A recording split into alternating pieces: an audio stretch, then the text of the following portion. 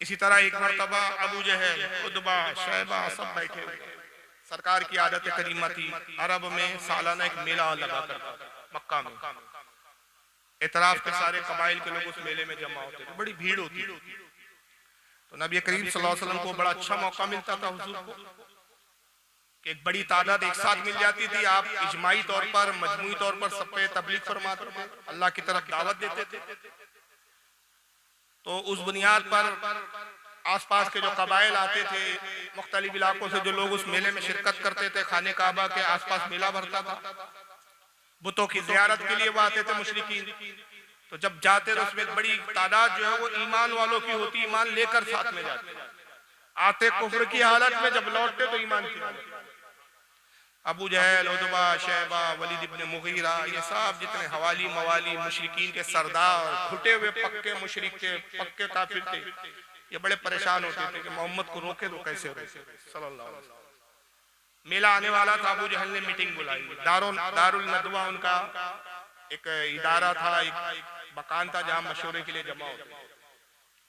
अबू जहल ने कहा कि मैं मशवरे के लिए बुलाया हूं कि मोहम्मद फिर मेले में आएंगे, आने के बाद मोहम्मद तबलीग करेंगे, अल्लाह की तरफ बुलाएंगे, लोग तकरीर सुनेंगे मोहम्मद की और हमारे माबूदों को छोड़कर मोहम्मद के रब पर ईमान ले आएंगे। कोई ऐसी तदबीर बताओ कि कैसे लोगों को मोहम्मद से रोका जाए। एक शख्स ने कहा कि मेरा ख्याल ये है कि हम ऐलान करें, लोगों के जहन में ये डाले दे, लोगों से मिल मिलकर ये बताएं कि मोहम्मद की ना बात सुनना, ना मोहम्मद से मुलाकात करना, इसलिए कि मोहम्मद जादूगर है। मोहम्मद क्या है? जादूगर है। माशाअल्लाह, अस्तगफिरुल्लाह।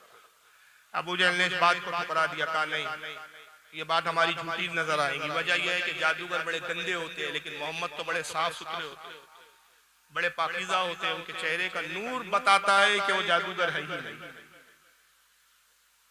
उनकी साफ सुथराई देखकर, उनके हुस्न को देखकर लोग हमें झूठा कहेंगे कि जादूगरों का हुलिया नहीं है, जादूगर इस तरह नहीं रहते।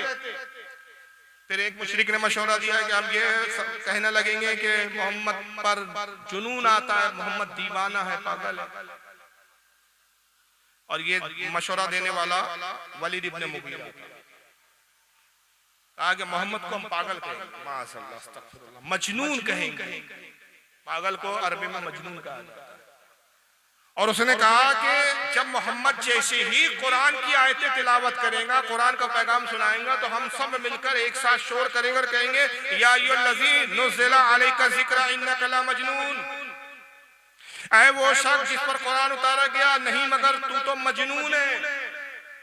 अबू जहल को ये राय पसंद आ गई और बस वही हुआ कि ये सारे हवाली मवाली एक सेटिंग के साथ, एक कहना चाहिए मकर फरेब के साथ जमा हुए। हुजूर सल्लल्लाहु अलैहि वसल्लम जैसी उस मेले में तशरीफ लाए और आप एक चबूतरे पे खड़े होकर भी खिताब शुरू किए, कुरान की आयत पढ़ना ही चाहते थे कि इन लोगों ने शोर मचाना शुरू किया। लोगों, इस मजनून और पागल की बात ना सुनना। और सबसे ज्यादा चीखने चिल्लाने वाला वलीद इब्ने मुगीरा।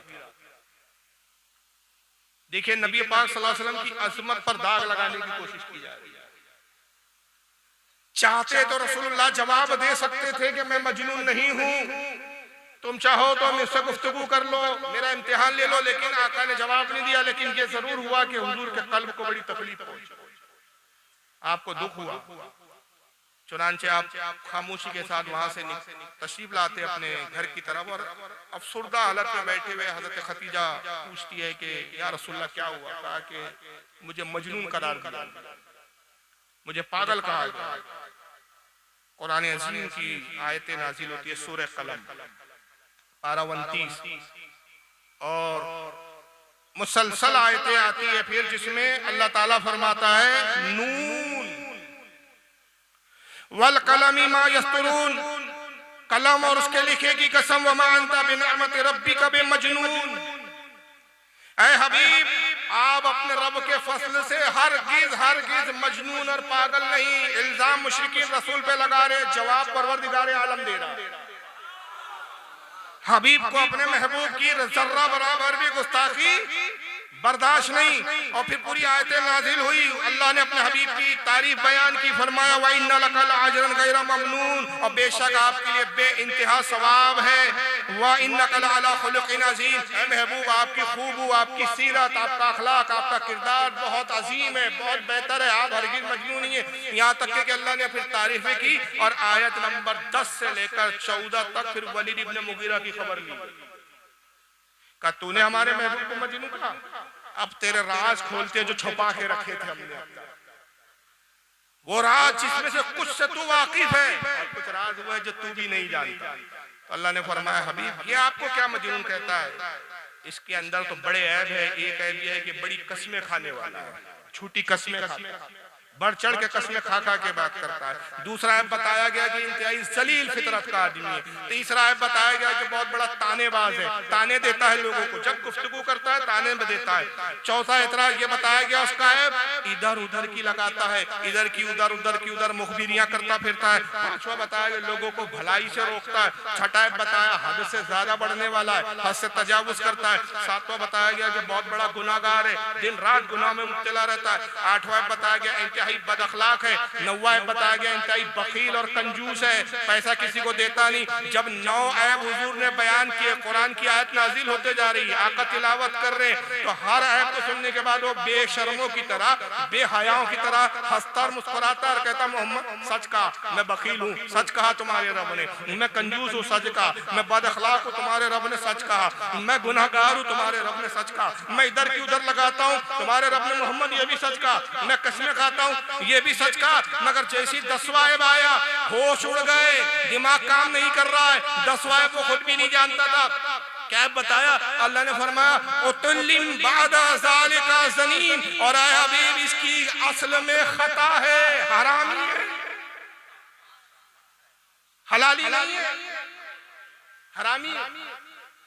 शकरा गया मैं हरामी हूँ, मेरा बाप तो मुगीरा है, वलीद इब्न मुगीरा, नाम वलीद था, बाप का नाम क्या था मुगीरा, मेरा बाप मुगीरा नहीं है। सारा अरब तो मुझे इब्न मुगीरा कहता, मुगीरा का बेटा। सीधा निकला तलवार लेकर अपनी माँ के पास पहुंचा। था मुशरिक, था काफिर, बद अखलाक था, बद किरदार था, मगर उसको भी मालूम था कि रसूलुल्लाह पर जो कुछ उतरता है वो अल्लाह ही की तरफ से उतरता है। मोहम्मद झूठ नहीं कहते, मोहम्मद के हर फर्क में, हर बात में सच्चाई होती है। तलवार लेकर आया, माँ की गर्दन पे रख दिया, माँ बता मेरा बाप कौन है? कहा बेटा मुगीरा तेरा बाप। का झूठ कहती है, अब तक तूने मुझे पर्दे में रखा, मेरा बाप हरगिज मुगीरा नहीं है। इसलिए कि आज मोहम्मद पर अल्लाह का कलाम नाजिल हुआ, मोहम्मद के रब ने मेरे बारे में कहा कि मैं मुगीरा की औलाद, मेरी असल में खता है, मैं नुत्फे नातहकीक हूँ, हरामजादा हूँ। ये अशरफ अली थानवी साहब का तर्जुमा है, हरामजादा। हाँ, मैं थानवी साहब का तर्जुमा बता, उन्होंने तर्जुमा किया कि अरे हबीब ये हरामजादा है, खुद कर दिए तर्जुमा, समझे नहीं। मैं बताऊंगा कौन होता है हरामजादा। इसलिए कहते हैं कि कहना और होता है, समझना और होता है। कुरान पढ़ना और है, कुरान फहमी रखना और है, तिलावत हदीस और है, फहमी हदीस और है, फर्क होता है। कहा कि मोहम्मद के रब ने कहा कि इस पे तुर्रा ये कि ये ऐब तो है, और इस पे तुर्रा ये कि हरामजादा। तानवी का बकौल, बता मेरा बाप कौन है? वह अगर तूने सच नहीं बताया तो तेरी गर्दन से जुदा कर दूंगा। माँ घबरा गई, कहा कि बेटा अब मैं छुपा नहीं सकती, इसलिए कि मोहम्मद का रब कभी झूठ नहीं करेगा, थोड़ा सा रुक जाइए। एक किताब है यहाँ पर, मौजू नहीं था, बात आ गई। 2 किताबें हैं, एक अल बराहिनुल कातिया लिखने वाले खलील अहमद अम्बेकी, दूसरी किताब है फतावा रशीदिया, ये भी टेबल पे मौजूद है। मैं रुका और रात भर जिसको देखना हो इबारतें क़याम गाह पर आकर देखेंगे। फतावे रशीदिया, रशीद अहमद गंगोही साहब की, दोनों देवबंद के बहुत बड़े आलिम। रशीद अहमद गंगोही तबलीगी जमात के बानी मौलवी इलियास कांदेहली के पीरो मुर्शिद है। खलील अहमद अम्बेडवी तबलीगी जमात के बानी मौलवी इलियास कांदेहली के उस्ताद मोहतरम है। और जब इबारतें पेश करो तो कहते देवबंदी फौरन कह देते हमारा उनसे कोई रिश्ता नहीं है। मैं कहता अजीब बात है यार, खानदान तुम्हारा है, रिश्ते हमें बताने पड़ते हैं, नसब तुम्हारे को हमारे पास रखना पड़ता, सजरे तुम्हारे हमको संभाल के रखने, रिश्ते नाते सब है तुम्हारे। दोनों हजरात क्या लिखते हैं, अल्लाह झूठ बोल सकता है और रशीद अहमद गंगोई इस किताब में फतह रश्किया में लिखते हैं कि इम्कान किज़्ब बारी ताला तहते कुदरत बारी ताला है, किज़्ब तहते कुदरत बारी ताला है, क्यों ना हो वह हुआ अला कुल्ली शैइन कदीर। बड़ी गाड़ी उर्दू में लिखी, अवाम बेचारी पढ़ती है समझ नहीं पाती है। और कहती है यार हमने तो, मौलाना तो कह रहे थे अल्लाह झूठ बोल सकता है, हमने तो किताब देखी हमें तो मिला ही नहीं कहीं। अरे भाई साहब यही तो दुश्मनों की चाल होती है। जासूस जब कोई बात करता है, जिनको पैगाम पहुंचाना है तो खुली जबान में नहीं पहुंचाता, कोड वर्ड इस्तेमाल करता है कि मेरे अपने लोग समझ ले। और जासूसों की लैंग्वेज समझने के लिए हुकूमत भी एक खास स्पेशल महकमा बनाती है, एक डिपार्टमेंट बनाती है कि जो उनकी लैंग्वेजों को समझते हैं। तो अल्लाह ने अहले सुन्नत में उलमा का एक महकमा बनाया जो इनके कोड वर्डों को पकड़ते हैं और अवाम को बताते हैं सुभान अल्लाह कि ये वो जासूस है जो तुम्हारे दरमियान में आके तुम्हारे अहले सुन्नत और जमात को तबाह कर रहा है। कहते हैं कि इम्कान किज़्ब जो है, किज़्ब यानी झूठ बोलना तहते कुदरत बारी ताला, यानी अल्लाह की कुदरत के तहत है, अल्लाह के इख्तियार में, अल्लाह चाहे तो झूठ बोल सकता है। क्यों ना बोले झूठ अल्लाह, कि वो जब कुरान में कहता है वह हुवा अला कुल्ली शैइन कदीर, कि वही है जो हर चीज पर कादिर है। जब हर चीज पर कादिर है तो झूठ बोलने पर भी कादिर हुआ। आज के इन मुस्लिम कहलाने वालों का अकीदा है कि अल्लाह झूठ बोल सकता है, मगर देखिए वली इब्ने मुगीरा की माँ कुफ्र की हालत में वो भी कहती है कि मोहम्मद का रब झूठ नहीं बोल सकता। सुभान अल्लाह। अगर उसने कहा है कि तू हरामी है तो अब राज मुझे खोलना ही पड़ेगा, अब बहाने नहीं चलेंगे। कहा बेटा हकीकत यह है कि तेरा बाप मुगीरा नामर्द था, औरत के काबिल नहीं था, दौलत बहुत थी, माल बहुत था। मुझे अंदेशा हुआ कि अगर औलाद पैदा न हुई ये मर जाएगा कमबख्त, तो इसके भतीजे सारी दौलत पर कब्जा कर लेंगे, मुझे क्या मिलेगा।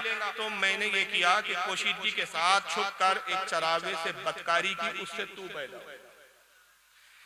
और यही बताया मैंने लोगों को कि मुगीरा की औलाद है। मुगीरा खुद यही समझता रहा मेरी औलाद है, लेकिन मैं ही जानती हूँ कि तू चरावे की औलाद है। सारी हवा निकल गई वलीद इब्ने मुगीरा की। और यहाँ कुरान ने मिजाज दिया कि जो हमारे हबीब का गुस्ताख होता है नुत्फे में कहीं ना कहीं खामी होती है।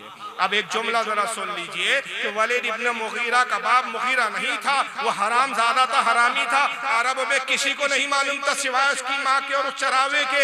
अल्लाह ने भी उस ऐब को दबा के रखा, छुपा के रखा। अगरचे मुशरिक है मगर इस ऐब को जाहिर नहीं किया। ऐब को कब जाहिर किया? उस वक्त जाहिर किया कि जब उसने नबी की गुस्ताखी की तो अल्लाह ने पैगाम दिया किसी को बुरा कहने की जरूरत नहीं, मगर जब मेरे महबूब की शान में अदना भी तौहीन करो तो हरामी कहने से भी पीछे ना हटो। नारे तकबीर, नारे रिसालत, अज़मते मुस्तफा, अल्लामा फारूक खान रज़वी जिंदाबाद। यही वजह है कि बाज़ औक़ात जब हमारे उलमा बदअक़ीदों के लिए सख्त जुमले इस्तेमाल कर लेते हैं तो हमारी कौम को शिकायत होती है। बीच में हमारा तबका होता है जो आज तक तय कर नहीं पा रहा है कि किधर जाना। 50-50, आधे इधर आधे, ये भी ठीक ये भी ठीक। जिनका शेवा बन चुका है किसी को बुरा ना कहो। कुरान आपने पढ़ा कहाँ है? पढ़ा होता तो पता चलता कि गुस्ताखे नबी को अल्लाह हरामी कहे। और सिर्फ अल्लाह ने नहीं कहा। अगर बुजुर्गों की तालीम पर मैं गुफ्तगू करूँ, हज़रत फरीदुद्दीन अत्तार रहमतुल्लाह अलैह अहले सुन्नत के एक सूफी बुजुर्ग गुजरे, बहुत बड़े बुजुर्ग गुजरे। उनकी तज़किरतुल औलिया बड़ी मशहूर मारूफ किताब है। उसके अंदर सफ़ा नंबर उसका तज़किरतुल औलिया का 139 है। 627 हिजरी में हज़रत शेख फरीदुद्दीन अत्तार का इंतकाल हुआ, जिनका नाम मोहम्मद बिन अबी बकर अत्तार था। मोहम्मद बिन अबी बकर इब्राहिम अत्तार। कब के है ये? 600 बोलिए 627 हिजरी में आला हज़रत पैदा हुए थे। आला हज़रत अब्बा पैदा हुए थे, आला के दादा पैदा हुए थे, परदादा, लक्कड़ दादा, छक्कड़ दादा नहीं थे। तो ये इल्जाम झूठा लगाया जाता है कि ये जो लबो लहजे ये बरेलवियों के। जी नहीं, ये पहले के बुजुर्ग रिवायतें लिखते आ रहे। इमाम आजम अबू हनीफा रज़ियल्लाहु ताला अन्हु की मजलिस थी। इमाम आजम दर्स दे रहे हैं, तकरीर फरमा रहे हैं। मजलिस बैठी हुई जैसे आप बैठे, पास में कुछ बच्चे गेंद से खेल रहे थे। अचानक गेंद उछली, एक बच्चे ने गेंद को फेंका जोर से, मजलिस में आके गेंद गिरी। सारे बच्चे सहम गए कि मजलिस में वक्त के बड़े बड़े फुका बैठे, उलमा बैठे, मुहद्दिसीन बैठे। जी इल्म उलमा बैठे हुए हैं, इमाम आजम की मर्जी से कौन जाके उन लोगों के दरमियान में जाके गेंद लाए, किसी की हिम्मत नहीं हुई। ये बेबाकी के साथ बच्चा निकला, कहा मैं लेकर आता हूँ। एक बच्चा निकलता है उसमें से, बड़ा जरी और बेबाक था वो बच्चा, कहा अरे रुको मैं गेंद लाता हूँ। लोगों के कांधों को फलांगता हुआ आया, बड़ी बेबाकी से, ना अदब था ना एहतराम था, चाल ढाल में तकब्बुर और घमंड था, गेंद उठाया चलता बना, सारे लोग उसको मुड़ मुड़ के देखने लगे। कौन बदतमीज बच्चा है ये, लोगों को के कांधों को फलांगता हुआ आ रहा है। इमाम आजम की नजर उस पर पड़ी, आपकी तकरीर में खलल वाक़ई हो गया, आपकी जो तकरीर की रवानगी थी वो थम गई। उस बच्चे की बेबाकी को जब देखा तो बेसाख्ता आपकी जबान से निकला ये हलाली मालूम नहीं होता। वाज खत्म हुआ, लोगों ने कहा इमाम आजम अबू हनीफा आपने इसको हरामी कह दिया, कहा ये हलाली नहीं, आपके पास क्या दलील है, आप क्या इसकी माँ को जानते, कहा वल्लाह नहीं, इसके बाप को जानते, कहा वल्लाह नहीं, फिर आपने कैसे इल्जाम लगाया, कहा जाओ तहकीक करो। दर हकीकत मैंने कहा नहीं है, बेसाख्ता मेरी जबान से निकला और ये अल्लाह की तरफ से कहलवाया गया। लोगों ने तहकीक की तो मालूम हुआ कि वाकई उसकी माँ ने किसी से बदकारी की थी जब ये पैदा हुआ, जिना से पैदा शुदा था। लोग आए, कहा इमाम आजम वाकई आपने जो फरमाया सही है, तहकीक की, मगर आप कहते हैं मैं उसकी माँ को नहीं जानता, उसके बाप को नहीं जानता, फिर आपने किस बुनियाद पर कहा था ये हरामी है? तो इमाम आजम जवाब क्या देते हैं, मैंने सिर्फ इस बुनियाद पर कहा कि जिस बेबाकी से वो उलमा की मजलिस में आया, मशाइख की मजलिस में आया, बड़े बड़े बुजुर्गान दीन इस मजलिस में बैठे हुए थे, उसने बुजुर्गों का अदब और लिहाज नहीं करा, तो मेरी जबान से इसलिए यही निकला कि हरामी है, इसलिए कि जो बुजुर्गों का अदब नहीं करता उसके नुस्खे में कहीं ना कहीं खोट होता है। जब बुजुर्गों का अदब ना करो तो हमारे उलमा कहते हैं कि नस्ब में कहीं ना कहीं खता हो सकती है, तो नबी का अदब ना करे तो फिर क्यों ना हो सकता है कि उसके खोट में, अल्लाह ना करे कि उसके नस्ब में खोट हो।